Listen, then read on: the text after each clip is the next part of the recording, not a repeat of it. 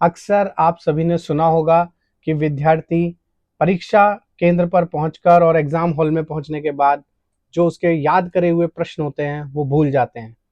और इस समस्या को अगर कोई डील करता है तो वो है होम्योपैथी चिकित्सा पद्धति। और आज हमारे स्टूडियो में जाने पहचाने, जिनको किसी परिचय का की आवश्यकता नहीं है, बिजनौर के बहुत ही फेमस होम्योपैथ डॉक्टर नवनेश कोठारी जी हमारे साथ हैं।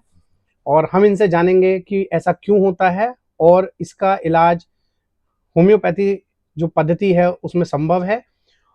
सबसे पहले तो डॉक्टर साहब आपका बहुत बहुत स्वागत है। धन्यवाद।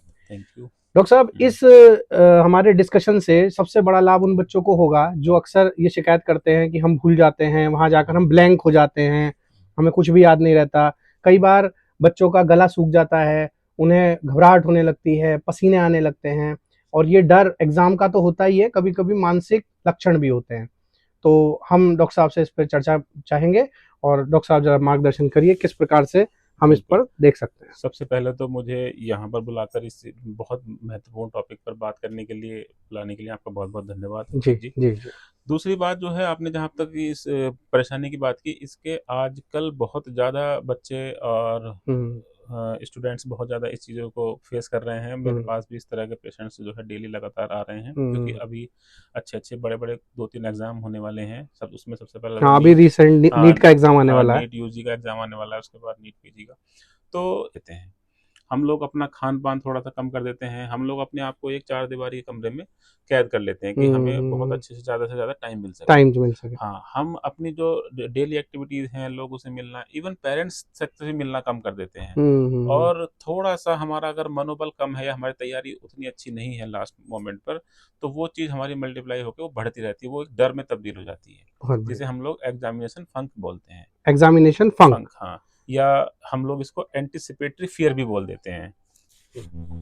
तो इस एग्जामिनेशन फंक या एंटीसिपेटरी फियर को हम लोग अपनी मेडिकल टर्मिनोलॉजी में यूज़ करते हैं, जिसका बहुत ही साधारण सा बहुत ही अच्छा इलाज भी है होम्योपैथी में। और सबसे बेस्ट जो इलाज है उसमें हमें लोगों को उस बच्चे की थोड़ी सी काउंसलिंग करनी होती है, थोड़ा सा समझाना होता है कि आपको किस वे में पढ़ना है, किस तरीके से तैयारी करनी है, और हम्म जो आपकी डेली की दिनचर्या है उसको हम्म। आपको डिस्टर्ब नहीं करना है। अच्छा डॉक्टर साहब, मैं यहाँ ये जानना चाहूंगा और शायद अभिभावक भी जानना चाहेंगे हम्म, कि क्या ये काउंसलिंग एक अभिभावक या एक टीचर, जैसे मैं पढ़ाता हूँ, हम्म। हम लोग भी कर सकते हैं? बिल्कुल कर सकते हैं। ये कोई मेडिकल का कोई एक अलग से कोर्स या कुछ ऐसी कुछ नहीं है। अच्छा। बस हमें इसमें यही ध्यान रखना है कि जो बच्चे का रूटीन पहले से चला आ रहा था, उस रूटीन को बाधित ना करते हुए तैयारी को जारी रखें। मतलब देखिए, डॉक्टर साहब की बात से हमें ये समझ आ जाता है हुँ, कि पहली बात तो ऐसा होना कोई बीमारी का लक्षण नहीं है। तो ये एक बहुत बढ़िया बात डॉक्टर साहब के डिस्कशन से निकल के आती है।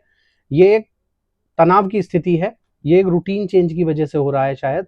और इसका जो लक्षण है उसको देखते हुए होम्योपैथी में कुछ दवाइयाँ शायद हैं जो काम हुँ। कर जाएँगी।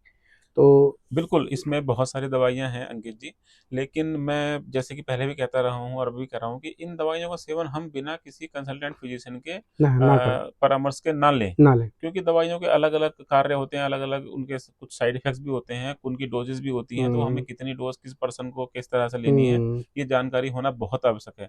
क्योंकि हम लोग आजकल देखते हैं गूगल पे या इधर-उधर सब जगह हाँ, पे, तो लोग हम लोग कहीं को से भी दवाई का जानकारी उठाकर दवाई ले बिल्कुल, लेते हैं। दवाई का नाम हमें पता चल जाता है, बट हुँ, उसकी डोज़, उसका प्रॉपर रिपिटिशन वो हमें हुँ, पता नहीं चल पाता, वो कहीं भी हुँ। नेट पे नहीं लिखा रहता। अच्छा, एक बहुत इम्पोर्टेंट प्रश्न ये है कि अगर किसी बच्चे के साथ ये सिम्पटम्स हैं, तो उसे एग्ज़ाम से लगभग कितने दिन पहले किसी होम्योपैथ या किसी अच्छे डॉक्टर से मिल लेना इस चाहिए? तरह की परेशानियों में होम्योपैथी बहुत इंस्टेंट काम करती है। अच्छा। अगर हमें बहुत देर भी हो गई है उस एग्ज़ाम से पहले उसको दवाइयों को लेने में या उसको परामर्श में लाने में, हुँ, तो हम 2 दिन पहले, 3 दिन पहले भी पूछ सकते हैं। पूछ लेकिन सकते हैं। जब भी हमें ऐसी चीज़ें फ़ील हों या अभिभावक को लगे कि हमारा बच्चा इस तरह की समस्या से जूझ रहा है, हुँ, उसको तुरंत किसी न किसी डॉक्टर को दिखाना चाहिए हुँ। और योग्य होम्योपैथिक चिकित्सक से ही सलाह लें, सलाह लें। प्रॉपर तरीके से। देखिए, डॉक्टर साहब की बात से काफ़ी हुँ, चीज़ें हमें सीखने को मिलती हैं। हुँ, नंबर 1, ये कोई बीमारी नहीं है।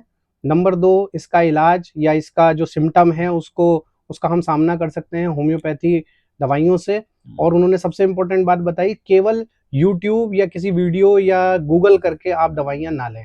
तो जो भी पेरेंट्स और बच्चे इसे देख रहे हैं, उनका अपकमिंग नीट एग्ज़ाम है या अन्य भी कोई एग्ज़ाम है और उनको ऐसा लगता है कि मेरे साथ पहले भी ऐसा हुआ है, तो अभी भी देर नहीं हुई है। आप शीघ्र अतिशीघ्र डॉक्टर साहब से या जहाँ भी आप रह रहे हैं, वहाँ के किसी अच्छे होम्योपैथ से संपर्क करें। तो आशा करते हैं आज के लिए इतना ही। बिल्कुल, बहुत-बहुत धन्यवाद। और मैं आपके माध्यम से इस साल होने वाले नीट यूजी एग्ज़ाम के बच्चों को बहुत-बहुत शुभकामनाएँ और ऑल द बेस्ट कहना चाहता हूँ। ठीक है, धन्यवाद। आज के लिए इतना ही। जय हिंद, जय भारत। बाय।